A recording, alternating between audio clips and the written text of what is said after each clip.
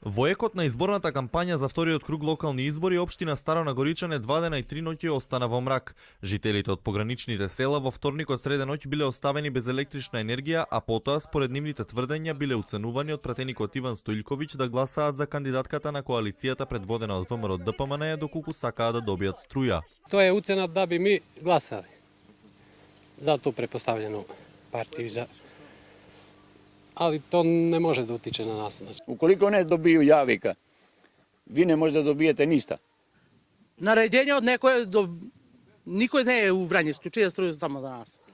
Nego to je sve zbog ovoj glasanja. Телевизија 24 го контактираше пратеникот Иван Стоилковиќ, кого жителите го посочија како главниот виновник поради кој останале во мрак, но тој наместо одговор изнесе контраобвинувања за злоупотреба на полициските службеници.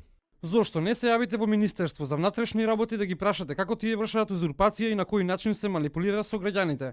Јас немам никаква врска со тоа. Политичките препукувања на сметка на граѓаните се составен дел од предизборието, велат жителите на пограничните села и додаваат дека партиите на нив се сеќаваат само пред изборите.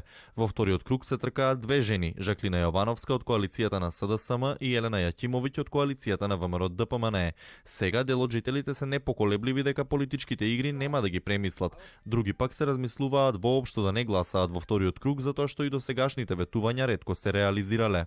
3 noća i 4 dana skoro nemamo struje, šta? Zašto da glasam? Da me ucenjuje neko? Šta se mi? To je moje pravo, da li ću da izađem na izbore, da li ću da glasam, to je moje pravo. I ne može niko da mi uzme to pravo.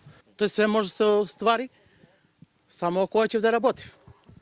A ako ne, pa će se stane na staro. Ja ne se plašu. Moj problem za koga će glasam.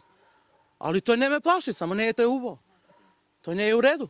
Селата кои се наоѓаат на самата граница со Србија со електрична енергија се снабдуваат од српското електростопанство, а потрошената струја се плаќа од европските фондови наменети за неразвиените подрачја. Жителите велат дека досега немале проблеми со струјата поради што се убедени дека двата дена поминати во мрак се политичка игра во трката за гласови.